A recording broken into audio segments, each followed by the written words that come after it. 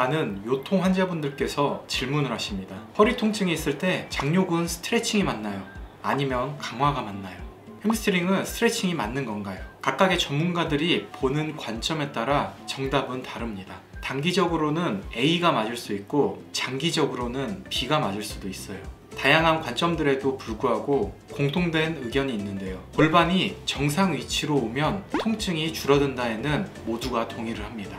골반이 정상 위치에서 벗어난 경우 허리 쪽에 부담을 느낄 수밖에 없습니다. 골반이 앞으로 회전하는 전방경사 혹은 골반이 너무 뒤로 넘어가는 후방경사, 골반의 위치에 따라 허리가 좋지 않거나 혹은 통증이 있는 분들이 더더욱 불편할 수 있는 거죠. 저는 골반 변이의 근본적인 원인을 둔근은 물론 전체적인 근육량 부족, 나아가서는 운동 부족에 있다고 봅니다. 장요근과 햄스트링 문제는 그걸 보완하기 위해 만들어진 결과물이에요.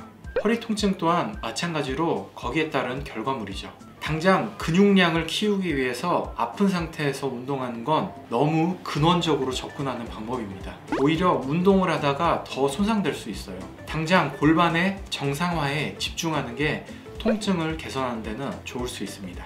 환자분들이 스스로 골반에 대해서 평가하는 방법은 솔직히 쉽지가 않습니다. 자세에 대해 평가하는 방법은 골반 중립, 이걸 검색해보면 쉽게 파악할 수 있어요. 골반이 앞으로 돌아갔건 뒤로 돌아갔건 앞뒤로 회전시키는 근육을 모두 풀어준다면 분명 골반은 정상화될 겁니다. 이걸 정상 상태로 오랫동안 유지하는 능력은 당연히 적겠지만요. 첫 번째 유형은 골반이 앞으로 돌아간 경우, 이때 장요근은 대체로 골반을 앞쪽으로 끌어당깁니다. 타이트해지죠. 흔히 허리가 과하게 S자 모양이 되는 과전만, 이런 자세는 가만히 있어도 천장관절에 매우 부담을 줍니다. 그 외에도 배가 아주 많이 나오신 산모분들이나 중년분들, 이런 분들은 배가 나와서 쭉 뻗다 보니 요추가 과전만 될 확률이 높습니다.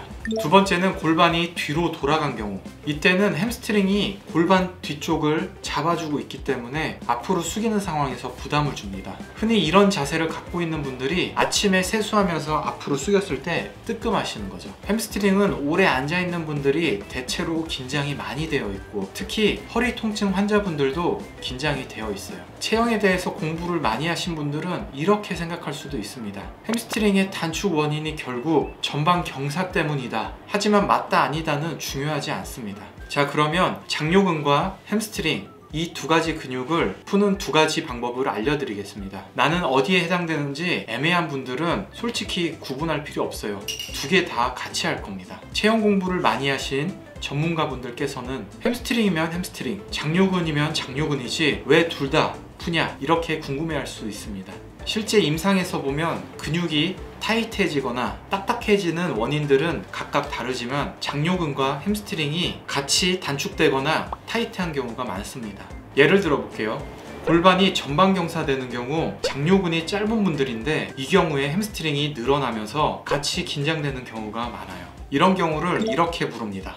반대로 골반이 뒤로 넘어가 있는 경우 햄스트링이 짧으면서 장요근도 타이트한 경우가 의외로 많아요. 햄스트링 때문에 골반이 뒤로 넘어갈 때 장요근이 늘어나면서 불안정해지는데요. 불안정하니까 딱딱하게 만드느라고 긴장되기도 합니다.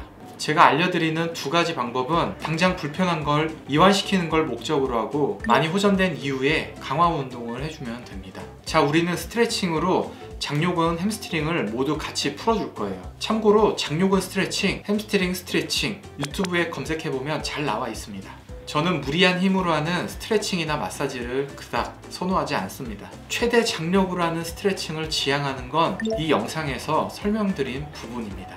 저는 간단하게 앉아있는 상태에서 할 수 있는 스트레칭법을 알려드리겠습니다. 먼저 미니 폼롤러를 하나 준비해주세요. 이게 집에 없다고요?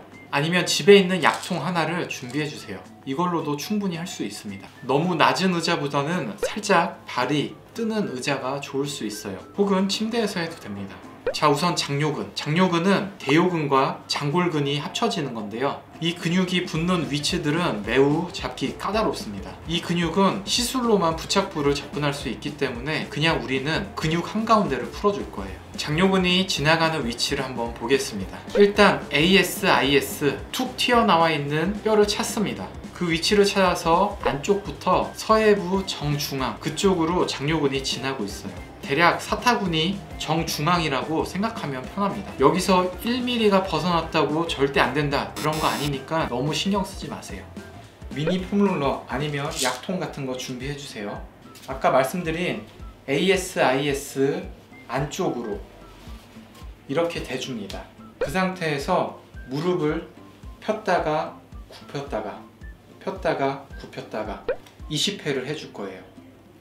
장요근은 고관절의 움직임에도 관여하기 때문에 이렇게 움직이다 보면 살짝 폼롤러가 움직여질 거예요. 이걸로는 풀어지는데 한계가 있습니다.